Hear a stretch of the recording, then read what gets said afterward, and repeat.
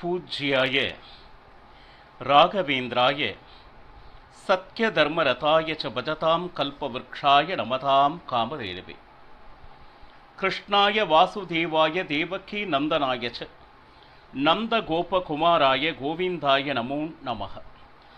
ஐந்தாவது வேதம் என்று போற்றப்படும் மகாபாரதம் பார்த்து வருகிறோம். 18 நாட்கள் யுத்தம் முடிந்து பகவான் கிருஷ்ணன் பாண்டவர் பக்கம் இருந்து அந்த வெற்றியை தேடிக் கொடுத்தார். பாண்டவர்கள் அனைவரும் காந்தாரியையும் திருதராஷ்டிரனையும் பார்த்து சமாதானப்படுத்தினர். என்ன, அடுத்து தர்மராஜன் அந்த சிம்மாசனத்தில் ஏற வேண்டும். திடீரென்று ஒருவிதமான மனக்குழப்பம். இத்தனை பேர் இறந்ததற்கு நானே காரணமாகிவிட்டேனே, இந்த ராஜ்யம் எனக்கு வேண்டாம், இதனால் எவ்வளவு பெரிய பாபம் எனக்கு வந்துவிட்டது, நான் காட்டிற்கு சென்று தபம் செய்கிறேன் அப்படின்னு தர்மராஜன் திரும்பினார். திடீரென இந்த வார்த்தையை கேட்டவுடன் யாராலும் ஏற்றுக்கொள்ள முடியவில்லை. அர்ஜுனன், பீமன், நகுலன், சகாதேவன், திரௌபதி உட்பட அத்தனை பேரும் அவர்கள் தங்களுடைய பங்கிற்கு வேண்டிய உபதேசத்தை தர்மராஜனுக்கு கூறினார். கடைசியில் சாக்ஷாத் வேதவியாசரே வந்து ஒரு நல்ல உபதேசத்தை கூறிக்கொண்டு இருக்கிறார். அப்போ வேதவியாசர் சொன்ன அறிவுரையை கூட தன்னுடைய மனதிற்கு எட்ட முடியாது தர்மராஜன் சொல்கிறான். இப்போ எப்பேற்பட்ட பீஷ்மாச்சாரியார், எங்களையெல்லாம் வளர்த்தவர் வியாசர், அப்பேற்பட்ட அந்த பீஷ்மாச்சாரியாரை சிகண்டியை முன்னிறுத்தி கொன்றவன் நான். அது மட்டுமா அப்படின்னா, எங்களுக்கெல்லாம் பாடம் சொல்லிக் கொடுத்த குரு துரோணாச்சாரியார் என்னுடைய வாயாலேயே ஒரு பொய்யினை சொல்லி அந்த அஸ்திரங்களை தியாகம் செய்த மகா பாவி நான். அப்போ துரோணனுடைய வீழ்ச்சிக்கு காரணம் நானே. அபிமன்யுவை அழைத்து இந்த வியூகத்திற்கு நீ செல்ல வேண்டும் என்று கட்டளையிட்டது நான். அந்த குழந்தை அந்த வியூகத்தில் சென்றதனால் தான் இறந்தது. அவனுடைய சாவிற்கும் நானே காரணமாகிவிட்டேன். அது மட்டுமா அப்படின்னு கேட்டீங்கன்னா, திரௌபதியை என்னால் பார்க்க சகிக்கவில்லை. ஏனென்றால் அவருடைய குழந்தை 5 கொன்றவன் நானே. இந்த போர் வேண்டாம் என்று நான் நிறுத்தி இருக்க வேண்டும். இத்தனை பேரை இழந்து அந்த துக்கத்தை மறந்து இந்த ராஜ்ய பரிபாலனத்தை நான் எப்படி ஏற்பது வியாசரே? இப்ப பாருங்க, வேதவியாசர் இதையெல்லாம் கேட்டுக்கொண்டு இருந்து ஒரே ஒரு வார்த்தை சொன்னார். தர்மராஜா, நீ சொல்வதெல்லாம் என்ன சரியாக யோசித்தான் பேசுகிறாயா? இது அனைத்திற்கும் காரணம் என்ன தெரியுமா? ஒன்று அகங்காரம் மற்றும் மமகாரம். இந்த மாதிரி யோசனை மகாபாரத யுத்தத்திற்கு முன்னால் அர்ஜுனனுக்கு வந்தது. அதனால் நமக்கு கிடைத்ததே பகவத்கீதை. போரெல்லாம் முடிந்த பின்னால் அர்ஜுனனுக்கு என்ன விதமான யோசனைகள் வந்ததோ அதே யோசனை தர்மராஜனுக்கு வந்திருக்கிறது. இப்போ இவ்வளவு துக்கப்பட்டு கொண்டிருக்கிறாதே, ஒரு மனிதர் என்றால் துக்கம் வருவது சகஜம்தான். ஆனால் எதற்காக அப்படி? ஆனா உன்னுடைய துக்கத்தை யாராவது சஜ்ஜனர்கள் ஏற்றுக்கொள்வார்களா என்றால் நிச்சயமாக இல்லை தர்மராஜா. எல்லா சாவும் என்னால் தான் நடந்தது என்று நீனாக நினைத்து கொண்டிருக்கிறாயே. முதலில் இந்த யுத்தத்தை நீ செய்யவே இல்லை. இறைவனால் நிர்ணயிக்கப்பட்ட யுத்தமா இது. தர்மத்தை நிலைநாட்ட வேண்டும் என்று பகவான் நினைத்ததனால் வந்த யுத்தம் இது. இதுதான் நடக்க வேண்டும் என்பது பகவானுடைய இச்சை. பட் நீ என்ன செய்கிறாய் என்றால், எல்லா குற்றமும் என்னுடையதே என்று நீயே உன்னை தண்டித்துக் கொள்கிறாய். அதற்கு வேண்டிய அபராதத்தை உனக்கு நீயே கொடுத்து கொண்டு இருக்கிறாய். இன்னும் சொல்லுவது, நன்றாக சிந்தித்துப்பார். இந்த உலகத்தில் நிறைய பந்தங்கள் நாம் வந்தவுடன் வந்து இணைகின்றன. தாய், தந்தை, சகோதரர், சகோதரி, மாமன், மச்சான், பெரியப்பா, சித்தப்பா அப்படின்னு சொல்லிட்டு பல உறவுகள் நம்மிடையே வந்து சேருகின்றன. எல்லாம் சேருவது எதற்காக பாருங்க, ஒரு நாள் இல்லை ஒரு நாள்கள் சேர்ந்தவர்கள் ஒவ்வொருவராக நிச்சயமாக பிரிவதற்காகத்தான். இதுதானே வாழ்க்கையினுடைய யதார்த்தம். பாருங்க, எல்லாரும் கூடும்போது ஒரு சந்தோஷம் இருக்கிறது. ஆனால் அதில் இருக்கக்கூடிய உண்மை என்றால் இந்த சந்தோஷம் நிரந்தரமானது அல்ல என்பது நிச்சயமாக தெரிந்திருக்க வேண்டும். அந்த அனுபவமோ அந்த முதிர்ச்சியோ நம் மனம் ஏற்கவில்லையானில் திடீரென்ற ஒரு இழப்பு வரும் பொழுது நிச்சயமாக அதை தாங்க முடியாது. இன்னும் சொல்ல போனா, இது ஜெகத்தில் இறைவனால் வகுக்கப்பட்ட ஒரு நியமம். இதை நீயோ நானோ தோற்றுவித்தது அல்ல. பாருங்க, ஒரு சமயத்தில் ஒரு குழந்தையை தாய் தனக்குள்ளே தன் கர்ப்பப்பைக்குள்ளே வைத்திருக்கிறாள். அதாவது மிக அருகில் இருக்கிறான் அவளும் அவள் மகனும். சரி, அடுத்து என்ன ஆகுது? குழந்தை வெளியே வந்த உடனே தாய் வேறு மகன் வேறு என்று தூரம் கொஞ்சம் அதிகமாகிறது. தன் வயிற்றுக்குள்ளே இருந்தவன் வெளியே வந்து விட்டார். அப்போ கொஞ்சம் தூரமானது. வளர வளர அவன் இளைஞனான. அப்ப தாய்க்கும் இளைஞனுக்கும் இருக்கின்ற தூரம் கொஞ்சம் அதிகமானது. அது மட்டுமா அப்படின்னா, வயது ஆக ஆக அவனுக்கு என்று ஒரு திருமணம் ஆகும் பொழுது அந்த தாய்க்கும் மகனுக்கும் இருக்கின்ற தூரம் இன்னும் அதிகமாகிறது. இன்னும் சொல்ல போனா, வேலை நிமித்தமாக அவன் இன்றைய காலகட்டத்திலே வெளிநாடுகளிலேயே இருக்கக்கூடிய சூழ்நிலை. அவன் எங்கோ இவள் எங்கோ என்கின்ற சூழ்நிலை தான் இருக்கிறது. இது எல்லோருக்குமே சகஜமாக நடக்கக்கூடியது ஒன்று.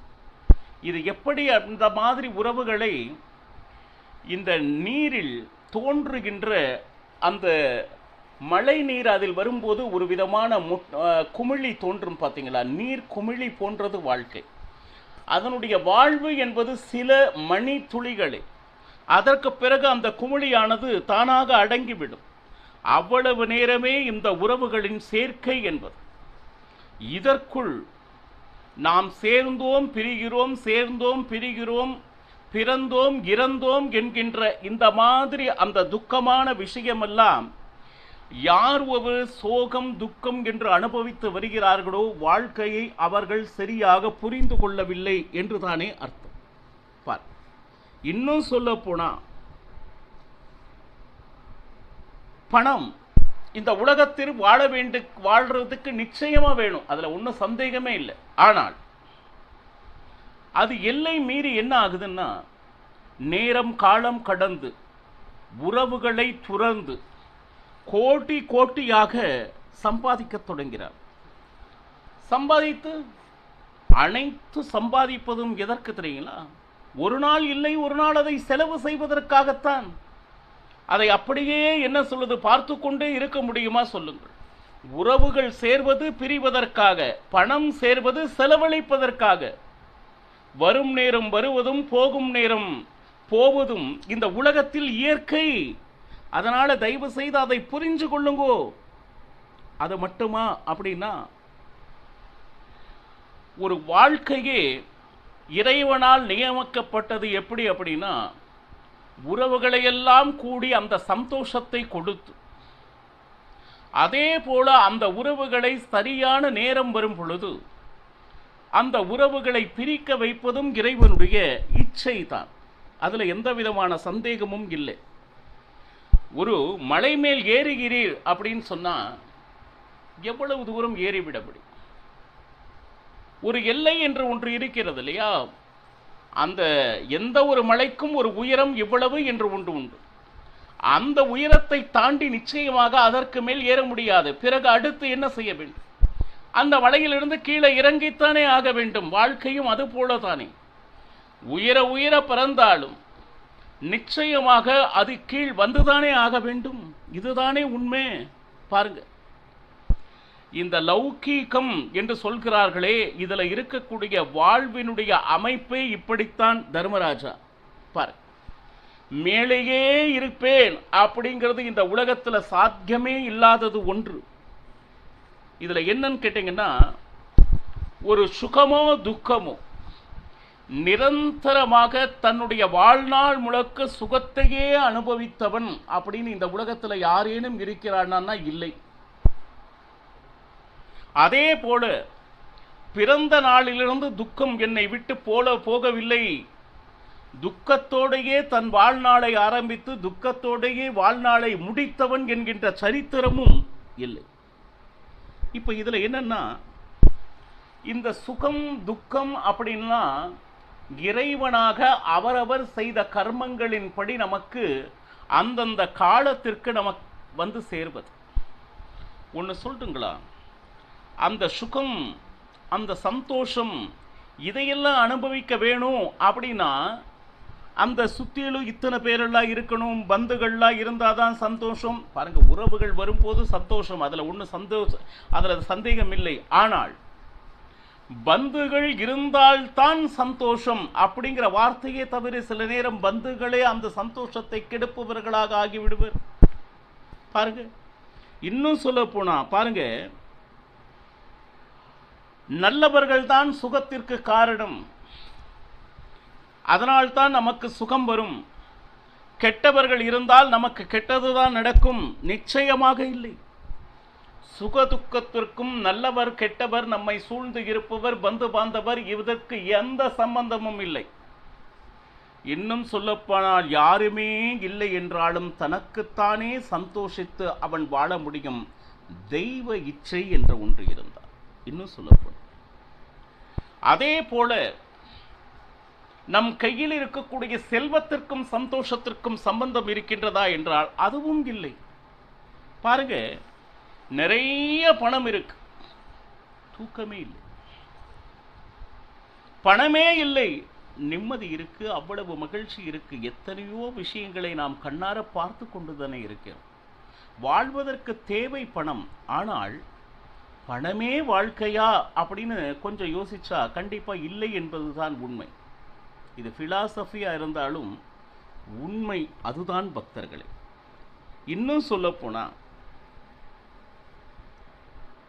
இந்த பணம் சம்பாதிப்பதற்காக என்ன செய்கிறான்னா, சரியான நேரத்தில் சாப்பிடாம சரியான நேரத்தில் தூங்காம நிறைய பணத்தை சம்பாதித்து விடுகிறான். ஆனால் அந்த பணத்தை அனுபவிக்கும் நேரம் அவன் தன்னுடைய ஆரோக்கியத்தை இழந்து விடுகிறான். பாருங்க, இவ்வளவு கஷ்டப்பட்டு நிறைய பணத்தை சம்பாதிச்சாச்சு, அந்த பணத்தை வைத்துக்கொண்டு சுகபோக வாழ்வு வாழலாம் என்றால் நோய் அவனை வந்து வாட்ட ஆரம்பித்து விடுகிறது. நீ எதையும் அனுபவிக்க முடியாதபடி உன்னுடைய ஆரோக்கியம் கெட்டு விடுகிறது. பார், ஏன்னா இந்த உலகத்தில் நாம் பிறக்கும் பொழுதே இந்த ஜீவனுக்கு இந்த கர்மங்கள் என்பது இறைவனால் நியமிக்கப்பட்டது. நீ இந்த ஊரில் இந்த குலத்தில் இப்படி வளர வேண்டும் என்பது இறைவனால் நியமிக்கப்படுவது. அதை எந்த காரணத்தை முன்னிட்டும் மாற்றாது நீ அதை செய்ய பழகு. இது இறைவனது கட்டளை. அது நான் ஏன் இங்கு பிறந்து விட்டேன், அங்கு பிறந்திருக்கலாமே, இந்த மாதிரி தேவையற்ற யோசனை செய்யாது. ஏன்னா இறைவனுக்கு தெரியும் உன்னை எங்கு வைத்தால் நீ நன்றாக வருவாய் என்று. அதை மறந்துவிட்டு இறைவனையே சந்தேகித்துக் கொண்டு உன்னுடைய வாழ்வை கெடுத்துக் கொள்ளாது. இன்னும் சொல்ல இதுல என்ன அப்படின்னு கேட்டீங்கன்னா, ஜனகராஜன் அஸ்வ ரிஷிகள் இந்த 2 பேருக்கும் நடந்த ஒரு சம்வாதத்தை நான் உனக்கு கூற இருக்கிறேன். என்னது? அதாவது சொந்தங்கள் நிறைந்து கூடி இருக்கும் பொழுது பயங்கரமான சந்தோஷமாக இருந்த மாதிரி இருந்தது. ஆனா சந்தோஷம் போய்விட்டால் நம்மளை அறியாமல் துக்கமானது அந்த மனசில் நிரம்பி விடுகிறது. பாரு, ஜனகர் என்ன சொல்றார்? நாம் பிறப்பதே துக்கம்தான், அதில் எந்த விதமான சந்தோஷமும் இருப்பதாக எனக்கு தெரியவில்லை. சில நேரம் பந்து பாந்தவர் வரும் பொழுது சந்தோஷமாக இருக்கிறோம், அவர்கள் சென்றவுடன் துக்கம் வந்து விடுகிறதே அப்படின்னு அஸ்பரிஷிகளை பார்த்து ஜனகராஜன் கேட்பது போல இந்த கதையானது ஆரம்பிக்கிறது. அதாவது உறவெல்லாம் சேரும் பொழுது ஒரு மகிழ்ச்சி இருக்கிறது, உறவெல்லாம் நம்மை விட்டு பிரியும் பொழுது அந்த மகிழ்ச்சியே துன்பமாகிறதே, என்ன காரணம் அப்படின்னு பாருங்க. இதற்கு காரணம் உறவுகள் அல்ல ஜனகராஜா என்று அஸ்வரிஷி ஆரம்பிக்கிறார். இன்னும் சொல்ல போனா, எந்த ஒரு மனிதனும் இறைவனிடம் எனக்கு துக்கம் வேண்டும் என்று யாரும் வேண்டி பெறுவதில்லை. அப்போ இந்த உலகத்தில் ஒரு மனிதனுக்கு வருகின்ற சுகத்திற்கும் துக்கத்திற்கும் என்ன காரணம் என்பதனை அஸ்பரிஷிகள் ஜனகராஜனுக்கு நாளை கூறுகிறேன் என்று கூறுகிறார். என்ன என்பதனை நாமும் பார்ப்போம். ஹரே ஸ்ரீனிவாசா. சர்வம் ஸ்ரீகிருஷ்ணார்ப்பணமஸ்து.